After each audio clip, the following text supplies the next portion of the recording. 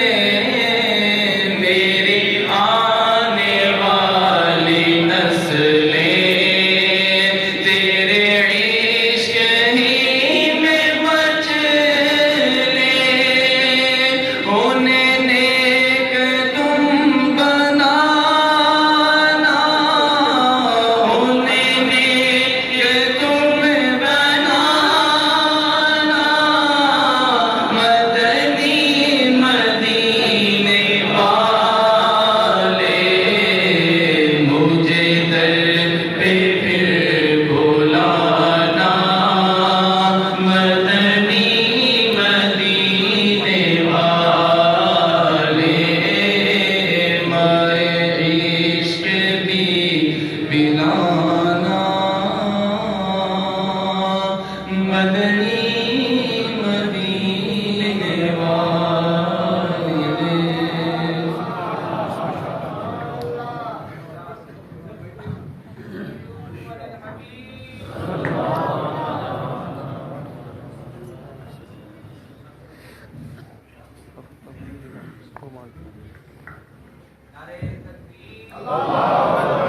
نعرے رسالت فیضان مشکل کشا فیضان مدینہ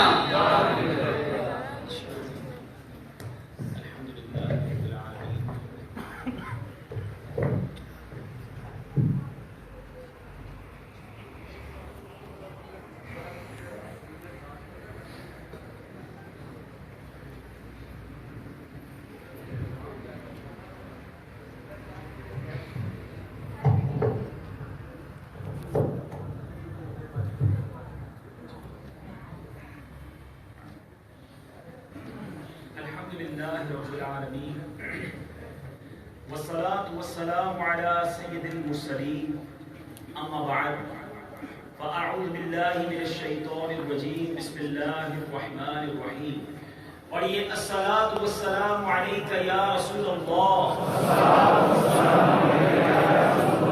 وعلى آلك وأصحابك يا حبيب الله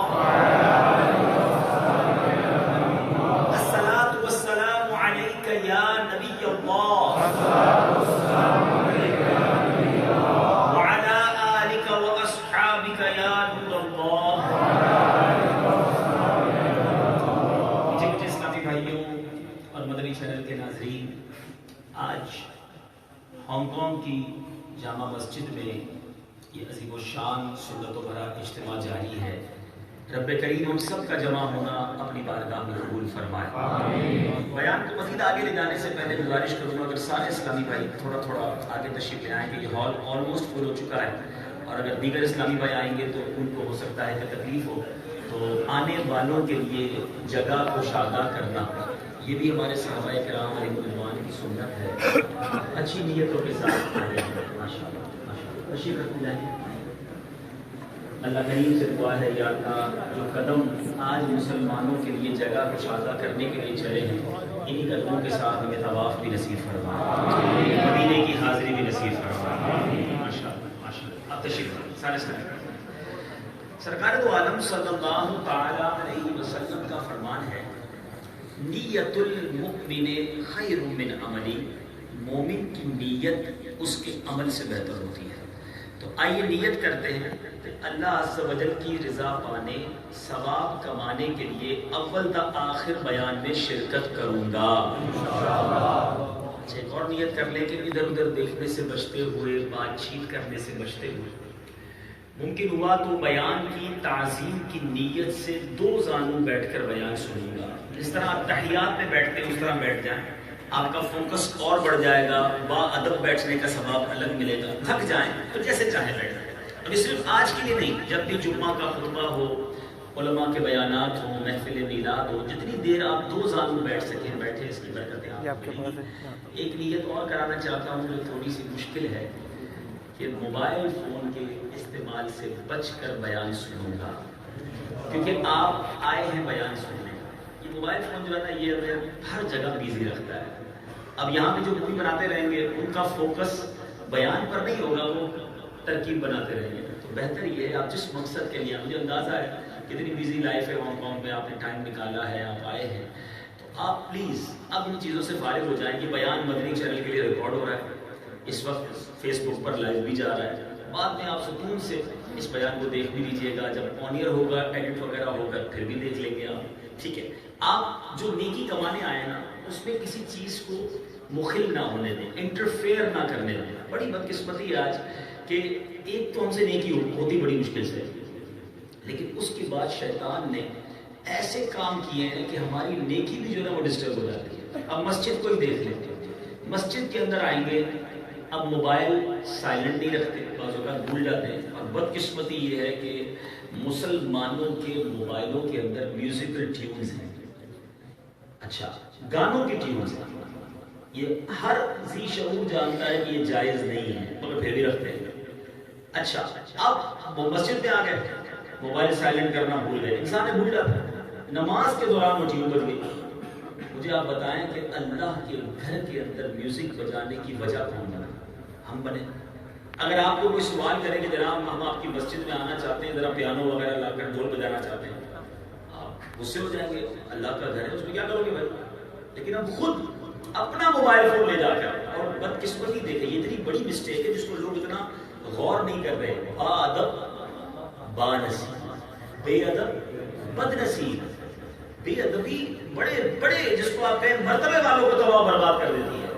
اور مسجد اللہ کا گھر, اور وہاں جناب اتنی بڑی بے ادبی, اور جس کی عادت بن جاتی ہے نا, جس کو لگتا ہے کوئی نارمل سی بات ہے, میوزیکل ٹیون بج گئی تو کیا ہوا. تو کئی نمازیوں کی نماز ڈسٹرب کی اس نے, اللہ کے گھر کا تقدس پامال کیا. اور اس کے بعد ایسا بھی دیکھا گیا کہ طواف کے دوران, مکہ پاک میں طواف کے دوران میوزیکل ٹیون بجتی ہے. یار اس سے بڑا ادب کا مقام کون سا ہے؟ سرکار علیہ الصلوۃ والسلام کے عین روزے کے سامنے, سنہری جاریوں کے سامنے بندہ کھڑا ہے, جب آوازیں پست رکھنے کا حکم ہے, وہاں موبائل فون میوزک بجا رہا ہے. استغفر اللہ, استغفر. کہیں ایسا نہ ہو سارا سفر بیکار ہو جائے.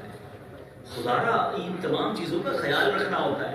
اچھا ہم اس کو دنیاوی طور پہ دیکھیں. اگر آپ کو کسی پرائم منسٹر سے ملاقات کا وقت مل جائے, کسی ملک کے صدر سے ملاقات کا وقت مل جائے, کتنی تیاری کرو گے؟ کیا موبائل فون اس طرح لاؤڈلی لے کر جاؤ گے؟ موبائل کو شاید باہر ہی رکھ لیا جائے گا. کتنا فوکس, کپڑے بھی صاف ستھرے, بال بھی بنا کر, 4 بار تو آئینے میں دیکھو گے اپنے آپ کو. پرائم منسٹر اور صدر کو چھوڑے, دعوت میں جاتے تو پتہ نہیں کتنی بار آئینہ دیکھتے ہیں, اتنی خوشبوئیں لگاتے ہیں, کپڑے بھی استری کرواتے ہیں. اللہ کے گھر میں آتے ہوئے کون آئینہ دیکھ کر آتا ہے؟ کون کپڑے صاف چیک کر کے آتا ہے؟ کون اپنا منہ صاف کر کے آتا ہے؟ جیسے منہ آیا اٹھا کے آ گئے. اللہ کے گھر کا کوئی ادب نہیں. ارے یہاں بھی ادب سے آئیں, اپنے لباس کو دیکھ کر آئیں, خوشبو لگا کر آئیں, اچھی طرح بال سوار کر آئیں. جتنی عزت اور اکرام رب کے گھر کی کرو گے, رب اتنی نعمتیں عطا فرمائے گا. با ادب با نصیب, بے ادب بد نصیب. اللہ مجھے اور آپ کو بے ادبی سے محفوظ فرمائے. ماشاءاللہ. چلیں اس بہانے کچھ اور مدنی پھول بھی مل گئے کہ ہم ہمیشہ جب بھی عبادت کریں, دیکھیں ایک تو عبادت بہت مشکل ہو گئی ہے, بہت تھوڑی کرنے لگے ہیں. اب جو تھوڑی کریں وہ تو خالص کریں نا, اس پہ بھی بہت ساری چیزیں انوالو کر دیں. طواف کرتے ہوئے بھی مووی بنائیں گے, ہر جگہ سیلفی کلچر الگ آ گیا. ارے بھائی چھوڑ دو تھوڑی دیر کے لیے, تھوڑی دیر کے لیے اپنے آپ کو دنیا سے الگ کرو اور اللہ کی بارگاہ میں سر و سجود ہو جاؤ. کیا معلوم یہ 1 گھنٹہ اللہ کی راہ میں فوکس کے ساتھ دینا ہماری مغفرت کا ذریعہ بن جائے. اللہ مجھے اور آپ کو فقط اپنی رضا کی خاطر عبادتیں کرنے والا بنا دے. میرے شیخ طریقت امیر علیہ سنت کی جو شعر لکھتے ہیں نا, کمال کی دعا ہے. اللہ آج اس اجتماع کی برکت سے ہم سب کے حق میں یہ دعا قبول فرمائے. میرا ہر عمل بس تیرے واسطے, میرا ہر عمل بس تیرے واسطے ہو, کر اخلاص ایسا عطا یا الہ. اللہ ہم سب کو یہ اخلاص کی دولت عطا فرمائے. آئیے درود پاک کی ایک بڑی خوبصورت فضیلت سنتے ہیں. یاد رہے کہ درود پاک ایک ایسا وظیفہ, انمول وظیفہ, پرائس لیس, جس کی کوئی قیمت نہیں ادا کی جا سکتی. اللہ نے اتنی بڑی نعمت ہمیں عطا کی ہے. اس عظیم وظیفے کو پڑھنے کی برکتیں تو بے شمار ہیں, مگر there is no conditions. بہت زیادہ اس میں کوئی کنڈیشن نہیں لگائی گئی. نماز کے لیے تو ہمیں وضو بھی کرنا پڑتا ہے, ٹھیک ہے, جماعت سے پڑھنی ہے تو مسجد میں بھی آنا پڑے گا. درود پڑھنے کے لیے کسی خاص مقام پر جانا ضروری نہیں. باوضو پڑھے تو بہت اچھی بات ہے, مگر بے وضو بھی بندہ پڑھ سکتا ہے. چلتے پھرتے اٹھتے بیٹھتے جدھر مصروف ہے اپنی زبان سے درود پڑھتا رہے اور برکتیں لوٹتا رہے. مگر پھر بھی درود پاک پڑھنے میں ہم کنجوسی کر جاتے ہیں, درود پاک کی طرف توجہ کم دیتے ہیں. ذرا حدیث سنیے گا, ایمان تازہ ہو جائے. اس حدیث پاک سے ہمیں 2 خوبصورت باتیں بھی سیکھنے کو ملے گی. نبی پاک علیہ السلام فرماتے ہیں, حضرت عمار بن یاسر رضی اللہ تعالیٰ سے مروی ہے کہ رسول اللہ صلی اللہ تعالیٰ علیہ وسلم نے ارشاد فرمایا, ان اللہ وکل بقبری ملکا اعطاہ اسماء الخلائق. آقا فرماتے ہیں بے شک اللہ عز و جل نے ایک فرشتہ میری قبر پر مقرر فرمایا ہے جسے اللہ عز و جل نے تمام مخلوق کی آوازیں سننے کی طاقت عطا فرمائی ہے. ذرا غور سنیے گا, ٹھیک ہے, اب ذرا آگے سنتے جائیں, ایمان تازہ کرتے جائیں. فلا یصلی علی احد الی یوم القیامہ. آقا فرماتے ہیں قیامت تک کوئی بھی جب بھی مجھ پر کوئی درود پڑھے گا الا ابلغنی باسمہ و اسم ابی، وہ فرشتہ مجھ تک اس کا اور اس کے والد کا نام لے کر عرض کرتا ہے ھذا فلان ابن فلان قد صلی علیک، یا رسول اللہ فلاں جس کا نام یہ ہے اس کے والد کا نام یہ ہے، اس نے آپ پر درود بھیجا ہے۔ It's amazing، یقین کریں اس حدیث کو سن کر میں دو باتیں جب بتاؤں گا تو مزید ایمان تازہ ہو جانا ہے، کمال ہو گیا ہے۔ بہت سارے مسکنسیپشن، بہت ساری غلط فہمیاں بھی دور ہو جاتی ہیں۔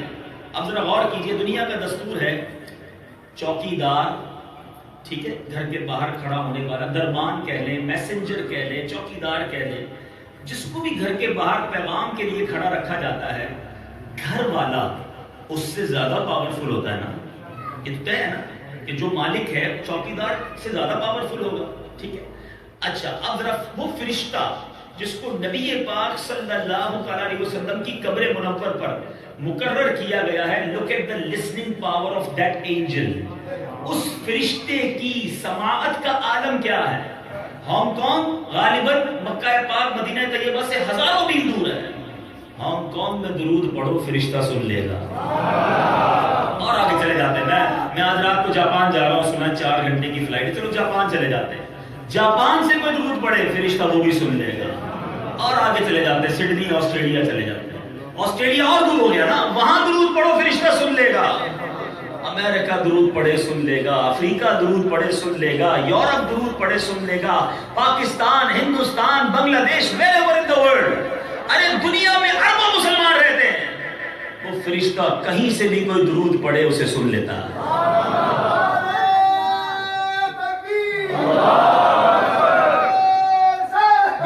ابھی تو سنتے جائیں، ابھی تو بات شروع ہوئی ہے۔ اچھا فرشتہ اتنی دور سے درود سن لے گا، اچھا کتنے درود؟ کبھی یہ غور کیا؟ بتایا جاتا ہے دنیا میں 200 کروڑ مسلمان ہیں، ہر لمحے کہیں نہ کہیں سرکار کا کوئی عاشق درود پاک، ایک نہیں، دو نہیں، ہزاروں، لاکھوں درود پڑھ رہے ہوتے ہیں، یعنی دنیا میں ہر سیکنڈ اگر 1 لاکھ درود پڑھا جا رہا ہے، میرا خیال ہے یہ بھی کم ہے، اور یہ انسانوں کی بات کر رہے ہیں، ورنہ فرشتوں کا تو کام ہی رب نے ہی لگا دیا۔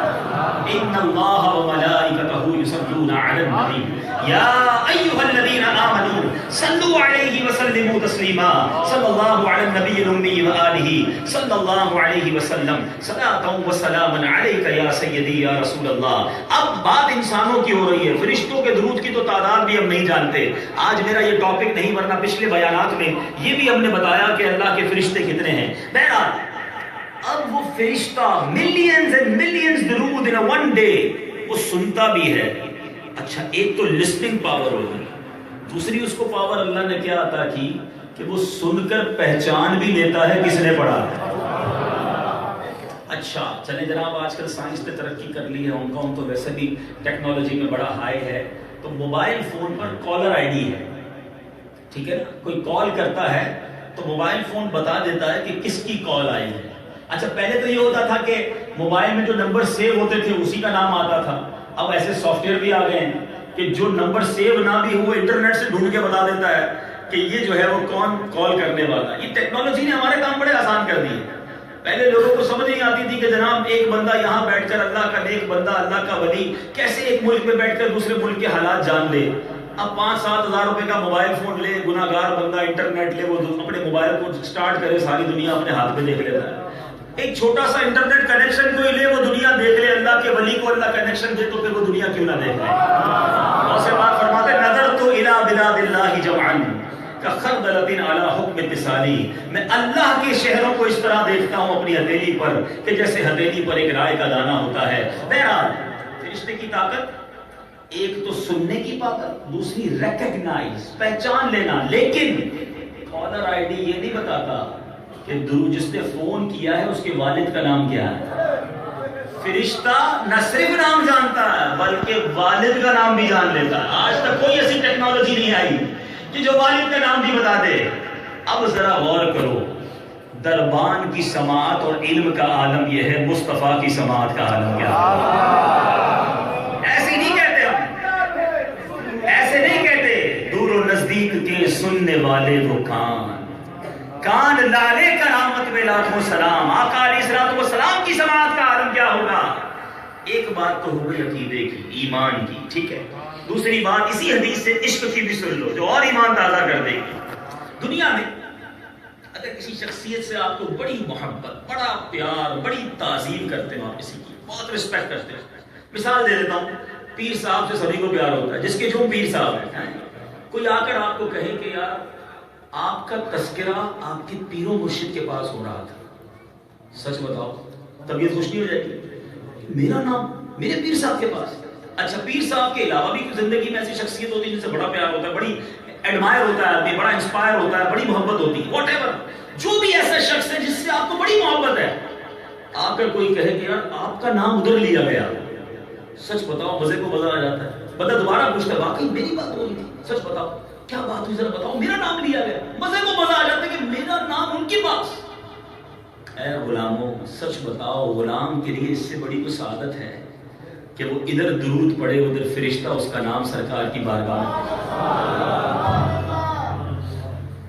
نہ صرف اس کا نام بلکہ اس کے والد کا نام، اور ایک بار نہیں، ارے یہ درود پاک ٹکٹ ہے تمہارے پاس، درود پاک حاضری کا پروانہ ہے، جتنی بار درود پڑھو گے اتنی بار فرشتہ سرکار کی بارگاہ میں نام لے گا. 100 بار درود پڑھو فرشتہ 100 بار حاضری دے گا کہ یا رسول اللہ ہانگ کانگ میں آپ کا غلام ہے، اس کا نام یہ ہے، اس کے والد کا نام یہ ہے، یا رسول اللہ اس نے درود پڑھا ہے، آقا اس غلام نے پھر درود پڑھا ہے، یا رسول اللہ پھر آپ پر درود پاک کا نذرانہ پیش کیا ہے. ارے خوش نصیب ہے وہ اسلامی بھائی جن کی زبان درود سے تر رہتی ہے، جو 100 بار 200 بار 1000 بار درود پڑھتے ہو. ارے غور کرو، گھر پہ کوئی فقیر بار بار آئے نا، بندہ کہتا ہے روز آتا ہے چلو اس کی جھولی بھر دیتے ہیں. ارے جس کا نام روزانہ سرکار کی بارگاہ میں لیا جائے، آقا بھی تو فرمائیں گے نا چلو اس غلام کی بگڑی بنا دیتے ہیں، چلو آج اس کا کام کر دیتے ہیں، رہتا ہانگ کانگ میں ہے